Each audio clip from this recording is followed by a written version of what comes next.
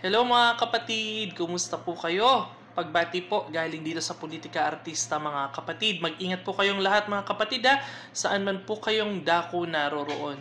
Palagi pong mag-iingat sa mga lakad at pinupuntahan nating mga kaganapan mga kapatid. Okay, patuloy na po tayo sa ating talakayan mga kapatid. Ngayon pong araw ay nagkaroon po ng post at na-post po dito sa SMNI News ang kaganapan po na dinaluhan ngayong araw ni Vice President Sara Duterte sa Ginza, Tokyo, Japan mga kapatid. Nakisalamuha siya at nakipagkita siya sa mga kababayan nating Pilipino na mga naninirahan sa Japan, ang mga OFW na tumitindig at lumalaban sa buhay. Ay nakipagkita po mga kapatid at nagkaroon siya ng ilang panayam at mga pasabog ngayong araw mga kapatid, na ikagigimbal po ng kanyang mga kalaban sa politika mga kapatid.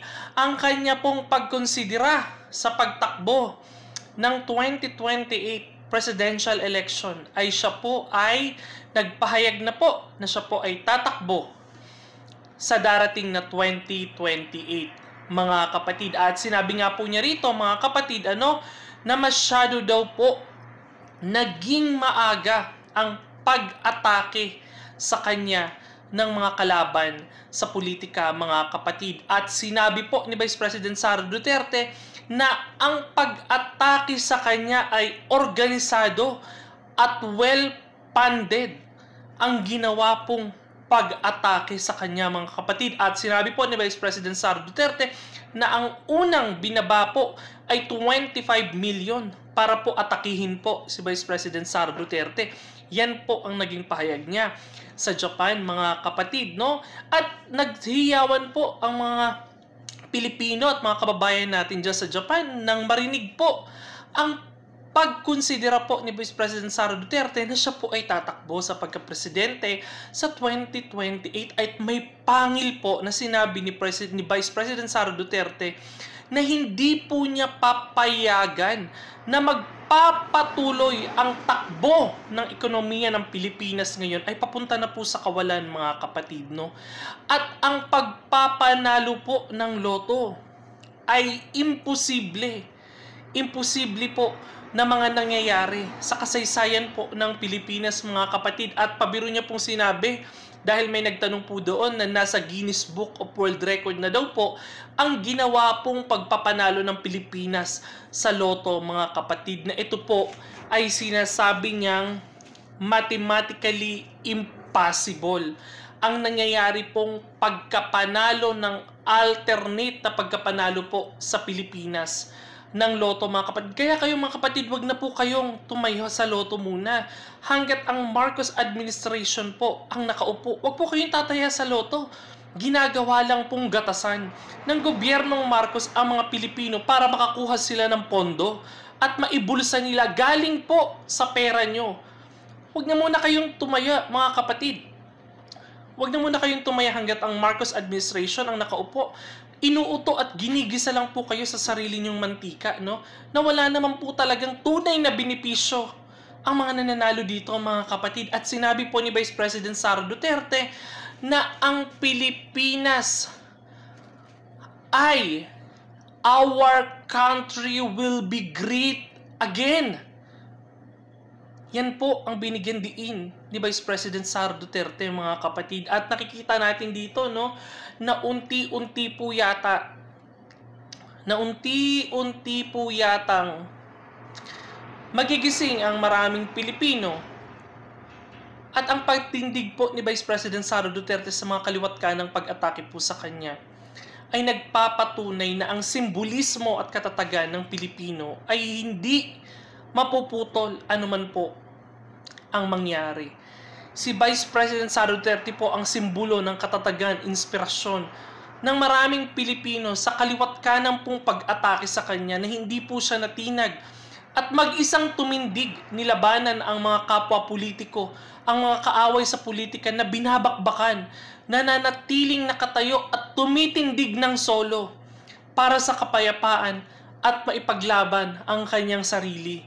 Mga kapatid, alam po natin ang tunay na nangyayari at ang tunay na gulo ng pinasok po ng Kongreso at ng Senado, no?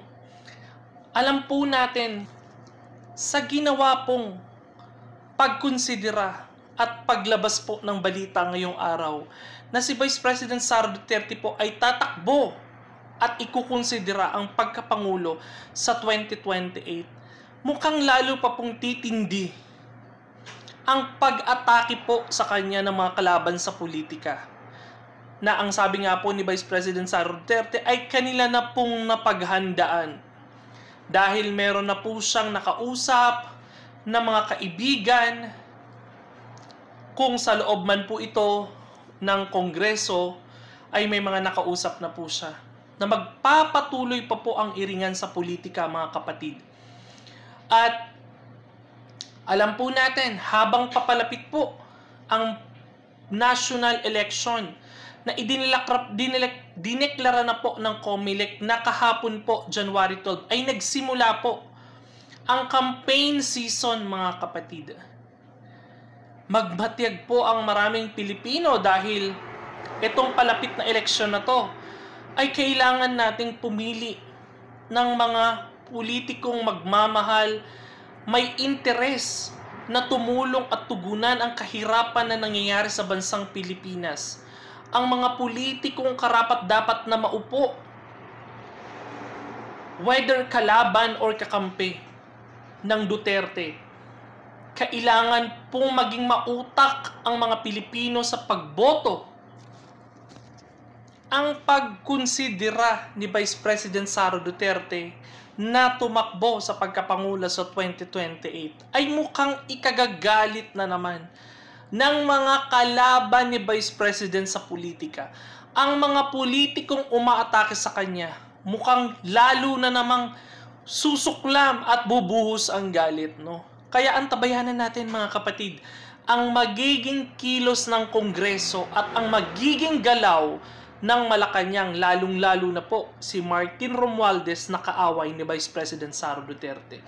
Aabangan natin at susubaybayan ang mga magiging kabanata sa mga darating na mga panahon, mga kapatid. At tiniyak po ni Vice President Sara Duterte sa mga OFW saan man pong panig ng mundo na siya po ay stand firmly, patuloy na maglilingkod at magpapatuloy na titindig at hindi apektado sa mga problema na kinaharap niya ngayon.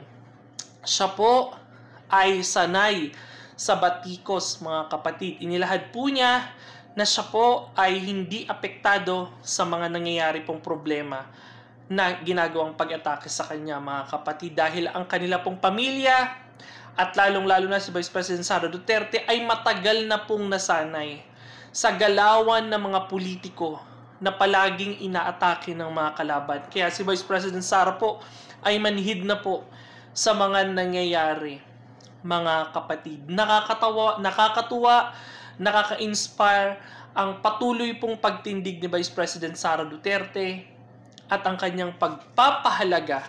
Ang ginawa niya pong pagtayo sa Ginza, Tokyo, Japan ngayong araw ay simbolo po ng katatagan pag-asa ng mga Pilipino at lalong-lalo na ng mga nagmamahal sa mga Duterte at nagmamahal kay Vice President Sara Duterte na pinaniniwalaan na sinusundan ng maraming Pilipino.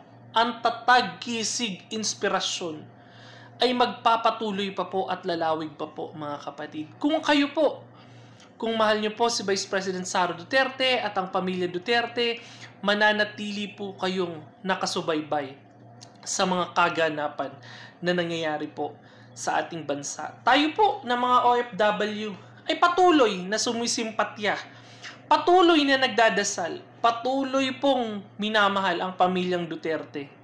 Ano man po ang sitwasyon, hindi po natin iiwan. Patuloy po tayong lalaban at sasaksihan po natin. Wala man po tayo sa Pilipinas, nagmamatsyag po tayo sa tunay na nangyayari po sa ating bansa. Dahil ang bansang Pilipinas po, ang ating lugar na kung saan meron tayong karapatan at meron tayong pribilehiyong magsalita, magpahayag ng ating pagkadismaya sa mga nangyayari po sa politika, mga kapatid. Kaya ikaw, Kung ikaw ay isang Pilipino, huwag kang manahimik. Magsalita ka. Karapatan mong magsalita sa tunay na nangyayari sa bansang Pilipinas. May karapatan kang ibukas ang iyong bibig at malayang makapagsalita na walang nilalabag na kahit na anong pagkakamali sa gobyerno. Kayo po mga kapatid, ano po ang inyong masasabi? I-komento nyo po lang dyan sa ating YouTube channel at babasahin po natin yan isa-isa. Maraming salamat po sa inyong pagsuporta mga kapatid.